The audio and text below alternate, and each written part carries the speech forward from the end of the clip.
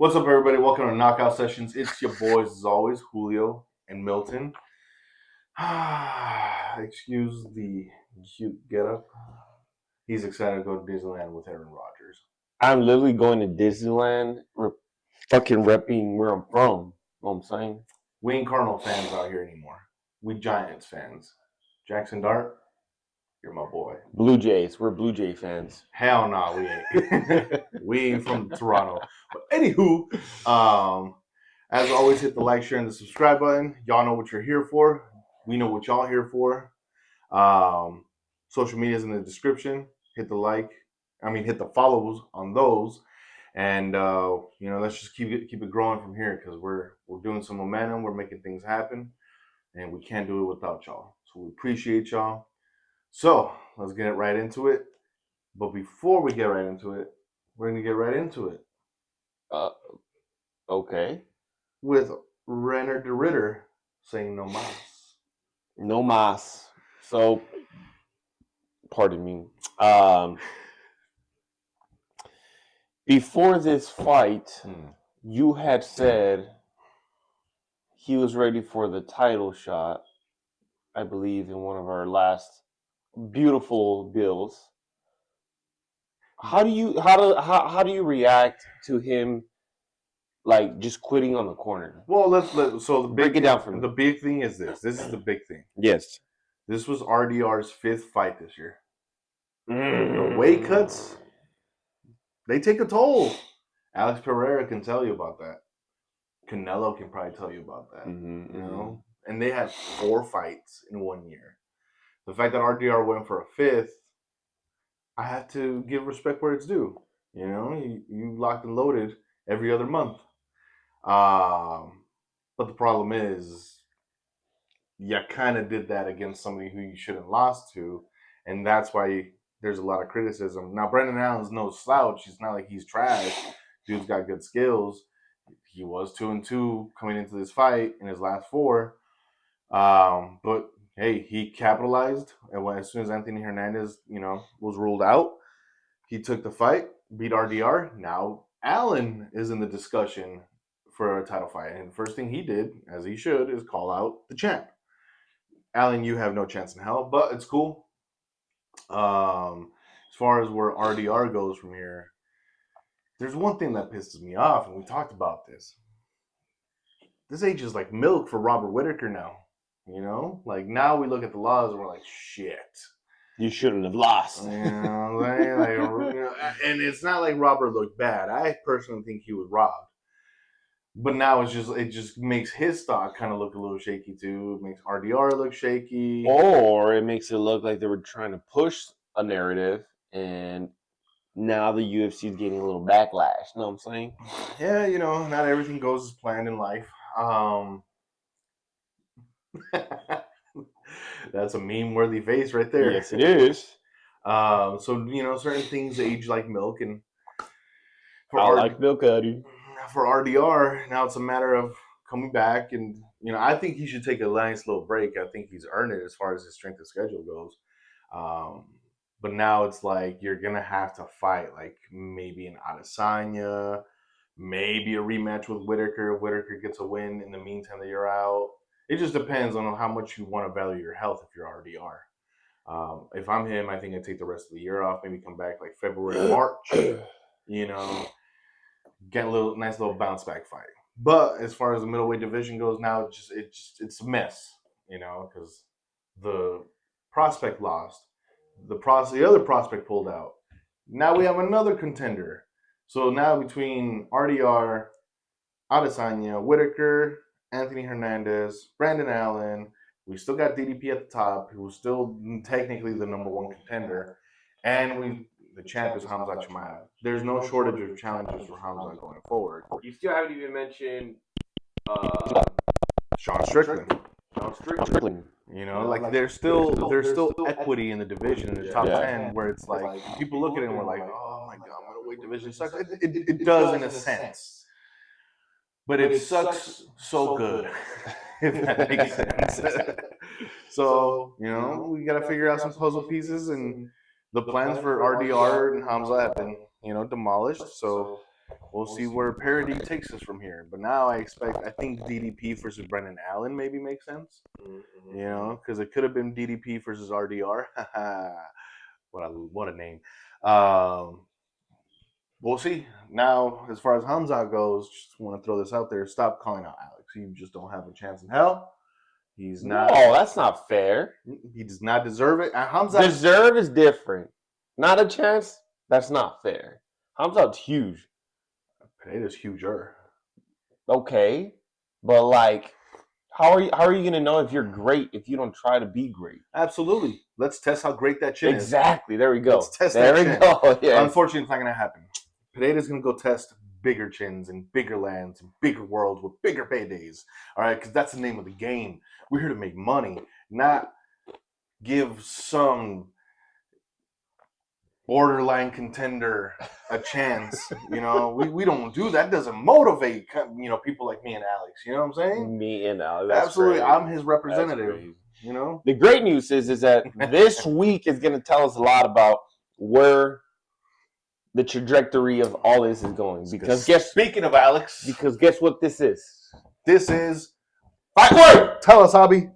Tell us, Hobby. You have 12 hours to respond to this, Hobby, at this moment of this recording before you're excommunicado. Tom Aspinall Fight Week.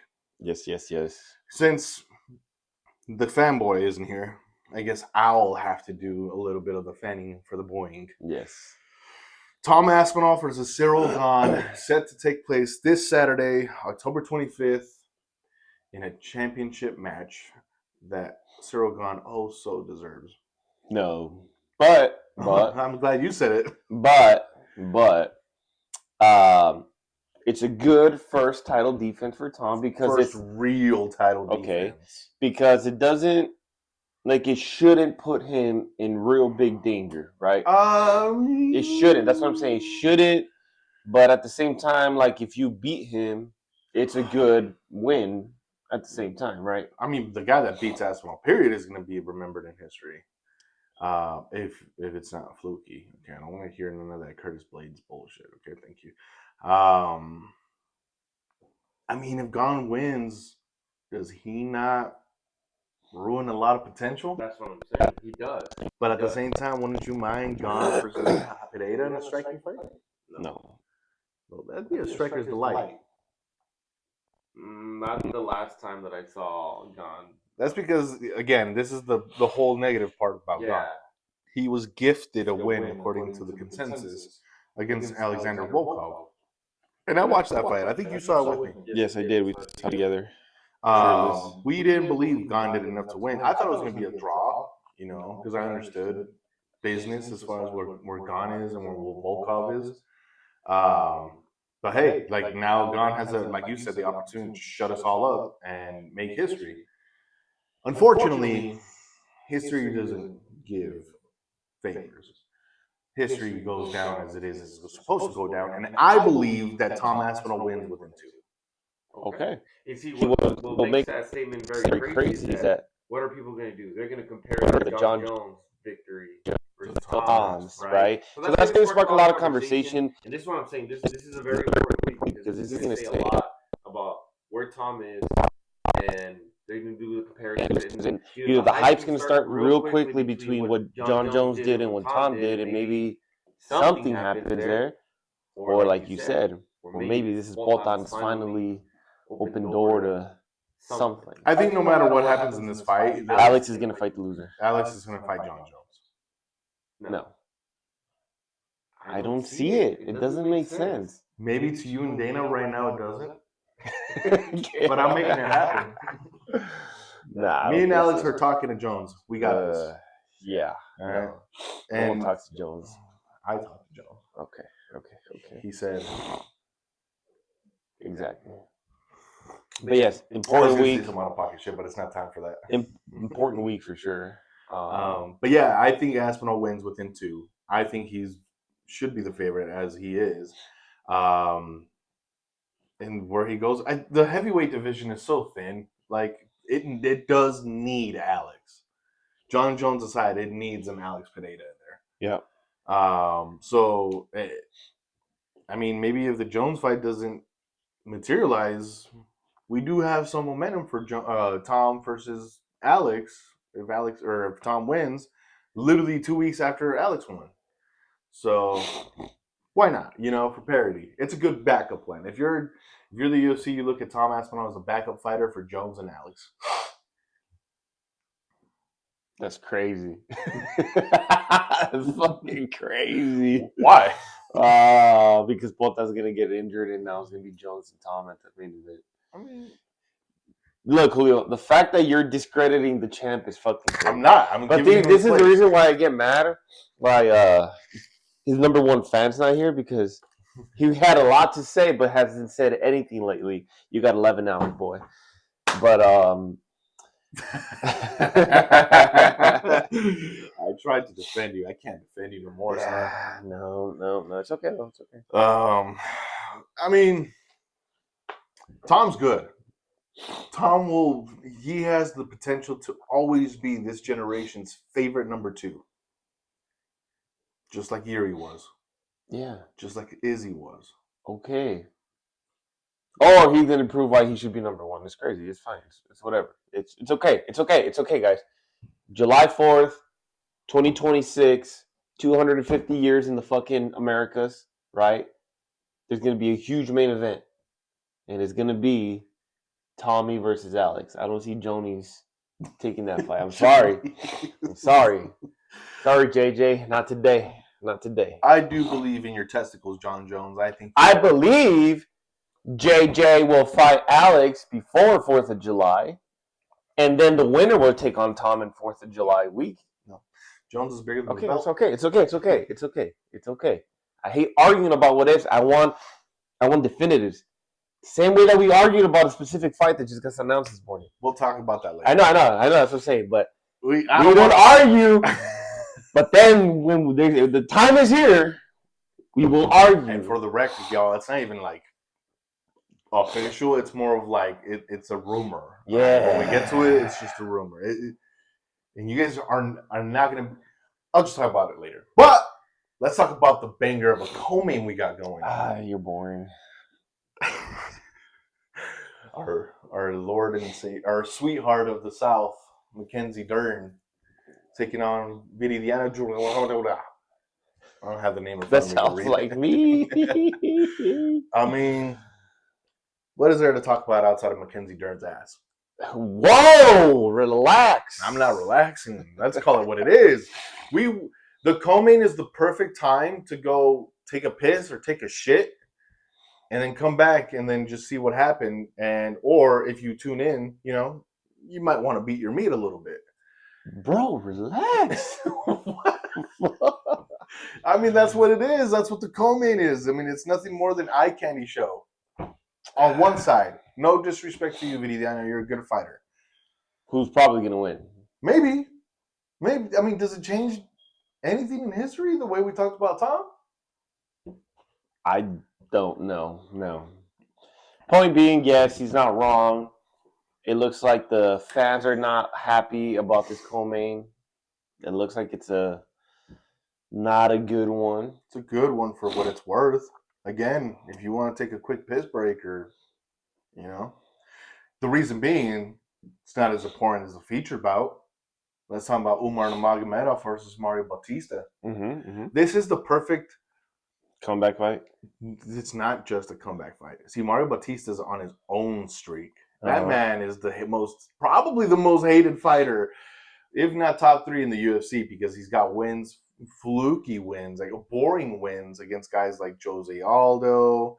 I forgot who his last fight was, but I think it was also very boring. I think it was Patchy Mix. The UFC fan club doesn't want to see this man shine, but they also don't want to see Umar shine. So it's like, you got to pick your poison. Me personally, I think Umar is the one to break this fluky streak, is what people call it. It's not my words, fluky streak. Just make it a definitive statement. Against a surging contender like Bautista. Now, if Bautista can get through Umar, I'm I'm bending the knee. This dude has plot armor completely. It doesn't matter what he's doing. This dude is like the most undeniable contender ever. No matter how he wins, he's winning. but he's winning. So I mean, you can't knock that. But it's a good fight for what it's worth. I personally got Umar, unanimous decision. Outside of that, you have anything to add to the feature bout? No, sir. No, sir. It looks like you covered it all. So, those are the big fights coming up on Saturday. The fight that he's alluding to that we're waiting for an announcement from is a rumored bout between Ilia Topuria taking on the King of the North, Paddy Pimple. So, what makes this a little rocky is if you read into the reportings, it looks like the people reporting the announcement is coming out of Paddy's camp. So it's people that train with Paddy that are announcing that supposedly Paddy is getting ready for a fight. Now, but I guess it's been multiple sources saying this, that supposedly the UFC is going to pivot towards the Paddy Pimblett fight because they think it's a bigger draw for the first pay-per-view for Paramount, because UFC 324 is going to be the first official pay-per-view on their new Paramount contract. So they're just trying to come out with a bang. And in your opinion, Julian, do you think a Gaethje-Ilya fight would have been bigger, or do you think the Paddy fight is bigger? In terms of what you want as far as entertainment, it's Ilya Paddy. Why are you so sad? In terms of what you wanted out of action, it was Ilya Gaethje. Let's call it what it is. You're not called a highlight for no reason. You know what I'm saying? So you can't tell me Paddy's a more exciting fighter than Gaethje. No, you're right. Okay. But do you think the UFC pivoting, though? If they do. Is it the right move? No. No? You think they should stick with Gaethje? I think you stick to Topuria Gaethje only because, again, it's another legend. Legend coming into the crossroads of Ilya. You know, he's taking care of Volk. He's taking care of Max. He's taking care of Charles. Wouldn't it be so poetic to take out Gaethje after that? Like, that is the hardest 4-fight win. I will give you that, because at that point you're talking about... It's what we say about Bam with the 4 kings. Yes. Ilya is taking out the older generation, older guard. The guards that are ready to retire. The only thing that would be missing would be Islam, but we'll talk whenever that happens. Me and Ilya will get to them when we get to them. But if he does get through Gaethje and then makes a comeback to Paddy, Paddy's an up-and-coming generation. So it's like... He's of his draft That's class. what I'm saying. So then you're like, okay, now I'm going to stand my ground with my generation before I move up to go take on Islam. Yeah, I mean, if you can get Gaethje and Paddy under your belt, you know, why wouldn't you want to do Islam after that? Well, if you're Dana, you're just like, okay, well, this dude defended. He won the title at featherweight, defended it against literally the top contender. He won the title at lightweight, defended it 2 times against another contender and an up-and-comer. Why wouldn't you want to do the history-making, like how we talk about Pereira? You have 2 guys who are ready to make history with 3 divisions. Yep. Why are you so against like giving these guys the chance to make history? Is it because you think people will want to start doing it? Of course, people want to, regardless of these 2 don't even do it. People will want to get. It's like when you think about like your peers, you're just like, well, what has so and so done or not done in history that I can do so I can stand out? Obviously, the first whoever reaches the 3 belt, the Triple Crown, will automatically be in the GOAT discussion. So if you're a guy like Ilya and Alex, you're like, I can do that. But 100%. Yeah, but to be fair, Ilya still has time. Alex is running out of time. He's like, what? 38? Yeah. Lots of miles in the last 4 years? I think in the last 10 years. Not including the drinking phase. So Ilya has a little more time. I would say yes, as much as I think the excitement. Has time, but does Islam have time? No. That's what I'm saying. Like, Ilya's playing against a guy with no time. You know? Then again, well, you never beat Islam. He got old. Yeah, or fuck yeah. You know what I'm saying? So that one's more about Ilya's opponents than it is about Ilya. But to keep it short and simple, if it is Taporia Patty, I'm gonna tell y'all right now,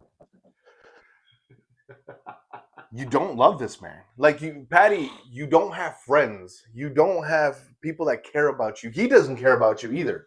And I'm gonna tell you all y'all why. You're stepping into the octagon with a dude who's going through his personal issues, and see, even more reason why you'd rather see him in there against Patty instead of Gaethje. To self-reflect, to self-deflect on it, put myself in Ilya's shoes. Yeah. You little boy, you couldn't even keep a wife. Ooh, imagine the press conference. That's gonna be crazy. I'd slap the motherfucker. Like, it'd be personal for me. Like, imagine saying, your wife was a hoe from Miami. Hand sanitizer, boy. Ah! Yes. That's it. And that's a wrap. Patty doesn't even make it to the fucking octagon. That'd be great. He doesn't even make it to octagon. So that's why I tell you, once again, Patty, reassess the circle around you. They don't care about you. They want to see you become a punching bag in the octagon. They're ready. I mean, are you ready?